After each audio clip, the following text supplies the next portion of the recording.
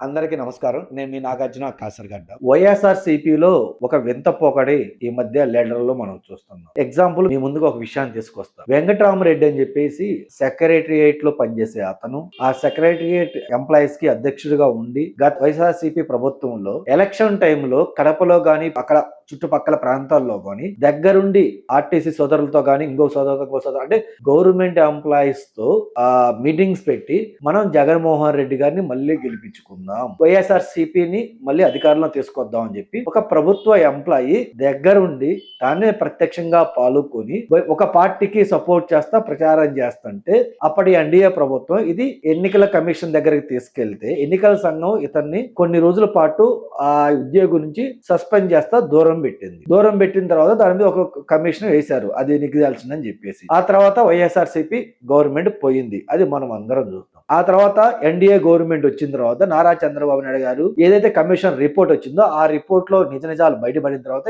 ఇతని దగ్గరుండి ప్రభుత్వంలో ఎంప్లాయ్ అయ్యి ఉండి ఒక పార్టీకి దగ్గరుండి సపోర్ట్ చేయండి, ఓటేసి గెలిపించండి అని ప్రచారం చేసిన దాంట్లో నిజాలు ఉన్నాయి, ప్రూఫ్స్ ఉన్నాయి, వాస్తవాలు ఉన్నాయి అని చెప్పి వాళ్ళు నోటీస్ రాంగలోనే అతన్ని డిస్మిస్ చేసి తీసి పక్కనేశారు. ఇప్పుడు ఇతను ఏం చేశాడు, జగన్మోహన్ రెడ్డి దగ్గరికి వెళ్ళారంట. మీరే వినండి జాగ్రత్తగా, ఇది చాలా హాస్యాస్పదంగా ఉంటది.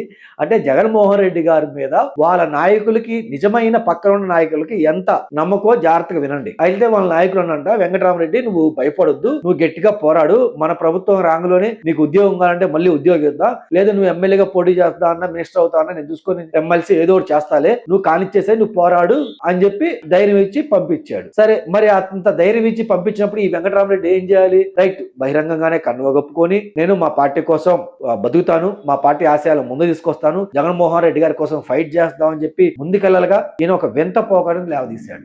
ఏంటంటే ప్రభుత్వం నన్ను ఏదైతే డిస్మిస్ చేసిందో నేను హైకోర్టులో సుప్రీంకోర్టులో దీని మీద కేసు వేస్తాను, నేను సవాల్ చేస్తాను, ఇది అన్యాయం అక్రమం, నన్ను ఎలా తీసేస్తారని చెప్పేసి ఇతను కేసీఆర్ రెడీ అయ్యాడు. ఎందుకు రెడీ అయ్యారని సన్నిహితులు అడిగినప్పుడు ఆయన చెప్పిన ఆన్సర్ అంట, జగన్మోహన్ రెడ్డి గారు చెప్పిన మాటలు ఎవరన్నా నమ్ముతాడన్నా? మీరు చూసుకోండి, ఒక మాట చెప్తాను, నేను కాక మొన్న ఒక ఫ్యామిలీ దగ్గరికి వెళ్ళి అయ్యా మాకు ఉండటానికి ఇల్లు లేదయ్యా, కొంచెం ఏదన్నా హెల్ప్ చేయండి అయ్యా, సహకారం చేయండి అని అడిగితే జగన్మోహన్ రెడ్డి గారు చెప్పిన మాట ఏందయ్యా అంటే, ఒక 3 సంవత్సరాలు ఉపయోగపట్టండి, మన ప్రభుత్వం వచ్చింది, మన ప్రభుత్వం రాంగలోనే నేను ఇల్లు ఏర్పాటు చేస్తాను మీకు అని జగన్మోహన్ రెడ్డి గారు చెప్పడం జరిగింది. అని చెప్పంలోనే ఆ కుటుంబం ఉంది, మరి ఈ 3 సంవత్సరాలు మేము ఎక్కడ ఉండాలి, ఏ రోడ్డు మీద ఉండాలి అని అడిగితే ఆయన దానికి ఏ సమాధానం చెప్పకుండా నవ్వుతా పారిపోయాడు. ఇది వెంకటరామరెడ్డి గారు పక్కన వాళ్ళతో మాట్లాడతా ఒక ఇల్లు అడిగితేనే జగన్మోహన్ రెడ్డి ఎలా మాట తప్పాడు, ఏం చేశాడు చూసినాం కదా. ఇంకా నాకు ఎమ్మెల్సీ రావటం, నాకు ఎమ్మెల్యే చేయటమో, మినిస్ట్రీ ఇటమో, టికెట్ ఇవో ఇవన్నీ జరిగాయా? కనీసం ఆ కూటమి ప్రభుత్వాన్ని బతిలాడుకున్నా గానీ, లేదు కోర్టుకెళ్లి ప్రాధేయపడి తప్పు చేశాను క్షమించి ఇంకొకసారి చేయనని చెప్పి కాళ్ళు చెవులు ఏదో పట్టుకొని బతిలాడుకున్నా కానీ నా ఉద్యోగం నాకు వచ్చింది, నా జాబ్ నేను చేస్తా,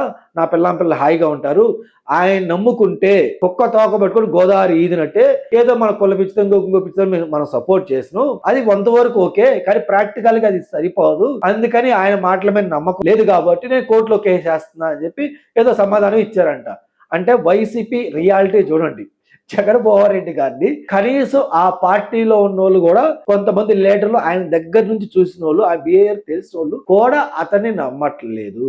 తల్లి నమ్మలేదు, చెల్లి నమ్మలేదు, బాబాయ్ కూతురు నమ్మలేదు, ఇప్పుడు దగ్గరున్న కొంతమంది వాళ్ళ సామాజిక వర్గాలకు సంబంధించిన నాయకులు కూడా నమ్మట్ల. ఇంకా నమ్మేది ఎవరంటే 5 రూపాయల బ్యాచ్ ప్రచారం చేస్తే అది నిజమని నమ్మే కొంతమంది కట్ట బానిసలు కట్టప్ప లాంటి వైసీపీలు ఉన్నారు కాబట్టి వాళ్ళు అదే నిజమని నమ్ముతున్నారు. అంతకుమించి ఏం లేదు. ధన్యవాదాలు.